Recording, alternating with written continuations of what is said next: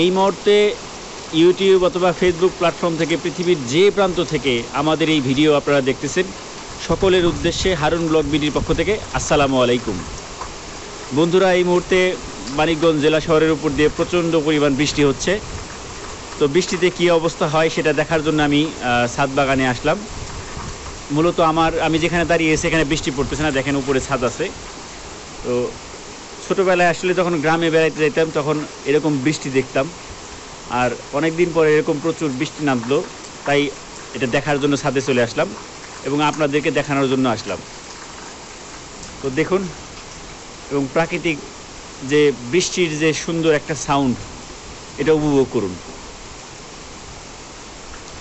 আপনারা কে কোন জায়গা থেকে দেখতেছেন সেটা অবশ্যই কমেন্টস করে জানাবেন।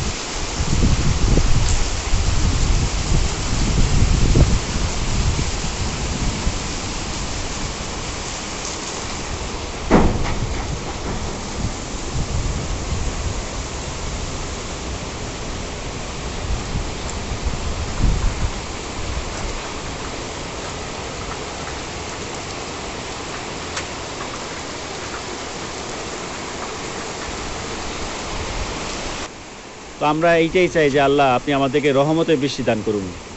যে বৃষ্টির মাধ্যমে আমাদের অকল্যাণ হয়, সেই ধরনের বৃষ্টি বা সেই ধরনের পরিবেশ বিপর্যয়ের হাত থেকে আপনি আমাদেরকে রক্ষা করেন।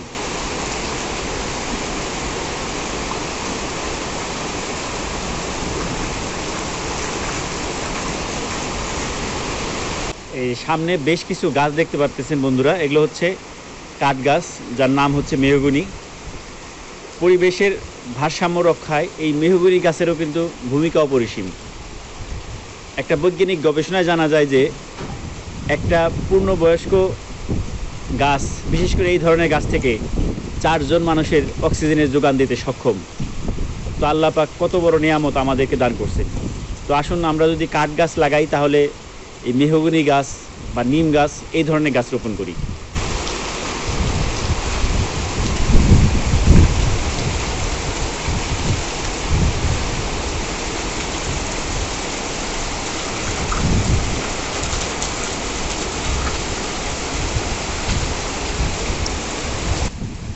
বৃষ্টি স্রোতে কিন্তু ছাদে পানি জমে যাচ্ছে, দেখতে পাচ্ছেন।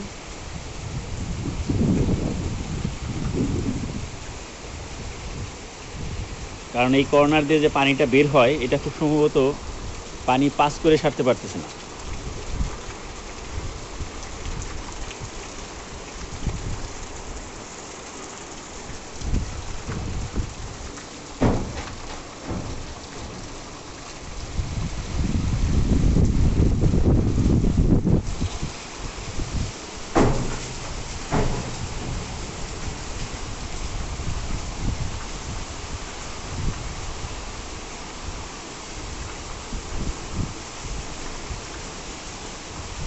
এখানে জবা ফুল ফুটে আছে, ওইখানেও একটা জবা ফুল গাছ আছে। এছাড়া এই যে লেমন গ্রাস দেখতেছেন, এটা কিন্তু পানি খুব পছন্দ করে।